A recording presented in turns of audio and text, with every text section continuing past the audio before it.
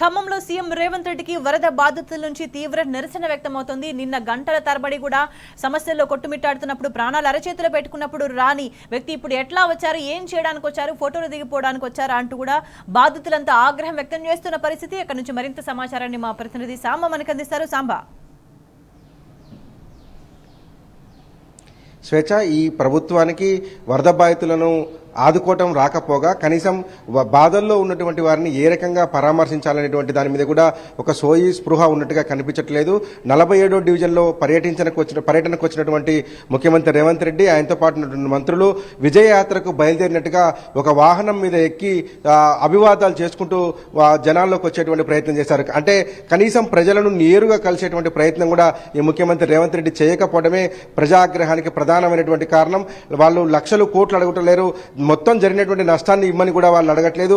తిండి గింజలు జరిగినటువంటి నష్టాన్ని ప్రభుత్వం ఇవ్వమనేటువంటి వాళ్ళు మాత్రమే వాళ్ళు డిమాండ్ చేస్తున్నటువంటి కనీసం ఆ వరద బాధితులను కాలినడకన వెళ్లి పరామర్శించాలనేటువంటి ఒక స్పృహ కూడా బహుశా మంత్రికి లేదా, లేకపోతే ముఖ్యమంత్రికి లేదా, లేకపోతే ఇక్కడ ఆ రథం ఏర్పాటు చేసినటువంటి అధికారిక వర్గానికి లేదా తెలియదు. కానీ మొత్తం పోలీసు మయం చేశారు. పోలీసు రాజ్యం చేసి పోలీసులను ముందు పెట్టుకొని ఒక రథంలో వెళ్తున్నట్టుగా వెళ్తే ఇవాళ ప్రజలు స్పష్టంగా ప్రశ్నిస్తున్నారు, ఇప్పుడు ఎందుకు వచ్చారు?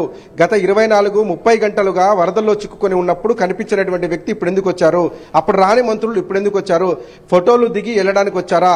పెళ్లి కొడుకులాగా ముస్తాబయ్యి ఊరేగింపుగా ఎందుకు వచ్చారు అనేటువంటివి ప్రజల నుంచి వస్తున్నటువంటి ప్రశ్నలు. పోలేపల్లి దగ్గర వచ్చినటువంటి ఏ రకమైన నిరసన తగిలిందో దానికి రెట్టింపు నిరసన ఖమ్మం నగరం 47వ డివిజన్లో జరిగినటువంటి పరిస్థితి కనపడుతుంది. ఆ నిరసనల మధ్య, పోలీసు నిర్బంధాల మధ్యనే, వరద బాధితుల యొక్క నినాదాల మధ్యనే రేవంత్ రెడ్డి పర్యటన కొనసాగుతుంది. అట్లాగే రేవంత్ రెడ్డి పర్యటిస్తున్నప్పుడు జై కేసీఆర్ నినాదాలు చేస్తూ వరద బాధితులు తమ నిరసన వ్యక్తం చేశారు. ఎందుకంటే నిన్నటి నుంచి ఒకటే ఒక నినాదం చెప్తున్నారు ప్రజలు. గతంలో ఇదే వరదలు వచ్చినప్పుడు ఇదే మున్నేరు 30 అడుగులు పైచిలకు దాటి ప్రవహించినప్పుడు ప్రజల ప్రాణాలు పోకుండా అర్ధరాత్రి అపరాత్రి లేకుండా ఇదే ఇక్కడ ఉన్నటువంటి పువ్వాడ అజయ్ కుమార్ కావచ్చు, అటువైపు ఉన్నటువంటి కందాల ఉపేంద్ర రెడ్డి కావచ్చు, 24/7 ప్రజల్లో ఉండి కాపాడినటువంటి విషయాన్ని ఈరోజు ప్రజలు వాళ్ళు బయటకు తీసుకొచ్చి చెప్తున్నారు. అట్లా ఆ రోజు చూసినటువంటి ప్రజలు ఇవాళ రేవంత్ రెడ్డి ప్రభుత్వంలో కనీసము వరద వస్తుంది అని ఐఎండీ హెచ్చరికలు జారీ చేసినప్పటికీ కూడా అధికారులు మట్టుకు ఆ ప్రజానికాన్ని చెప్పేటువంటి పరిస్థితి లేకపోవడం, ప్రజల్ని అప్రమత్తం చేయకపోవడంతో ఇవాళ ఇంత పరిస్థితి వచ్చింది. నిజంగా రాత్రి ఇంకొక గంటన్నర పాటు గనక ఇదే రకమైనటువంటి వరద కొనసాగి ఉంటే గనక వందల సంఖ్యలో ప్రాణాలు కోల్పోయేటువంటి దుస్థితి ఈ ఖమ్మంలో ఉండేది. ఆ కోపం నుంచి వచ్చినటువంటి నిరసనే ఇప్పుడు ముఖ్యమంత్రి రేవంత్ రెడ్డికి అడుగడుగునా తగులుతా ఉంది. ఆయన ఎక్కడికి వెళ్ళినా కానీ నిరసన సెగ తగులుతుంది. ఖచ్చితంగా ఇక్కడే కాదు, ఇవాళ ఖమ్మం నగరంలో పాలేరు నియోజకవర్గంలో పర్యటించిన అదే పరిస్థితి ఉంటుంది.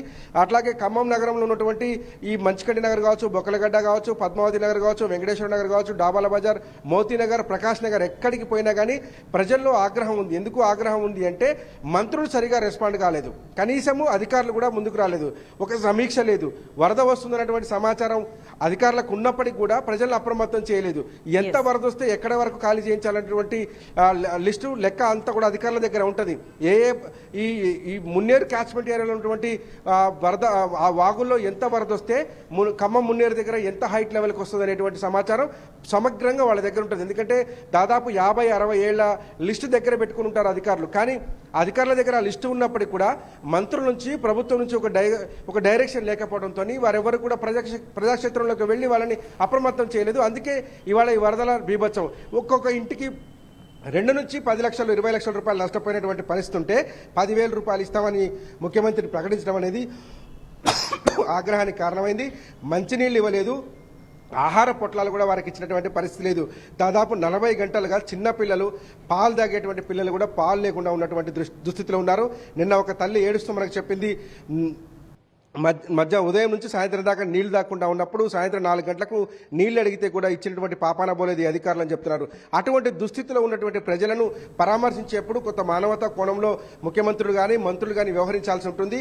కిందికి దిగి అమ్మ ఏం జరిగింది అనేటువంటిది అడిగితే గనక వాళ్ళ ఆవేదన చెప్పుకొని కొంత ముఖ్యమంత్రి దగ్గర స్వాతంత్రం పొందేటువంటి ప్రయత్నం ప్రజలు చేస్తారు.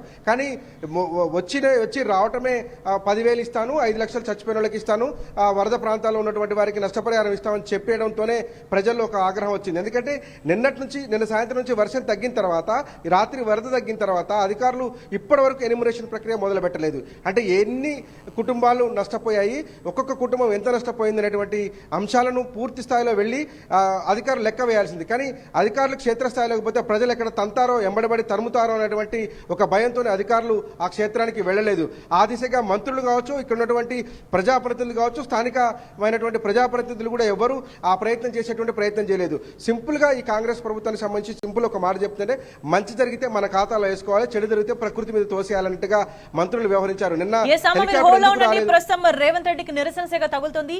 అక్కడ దృశ్యాలు మనం చూద్దాం.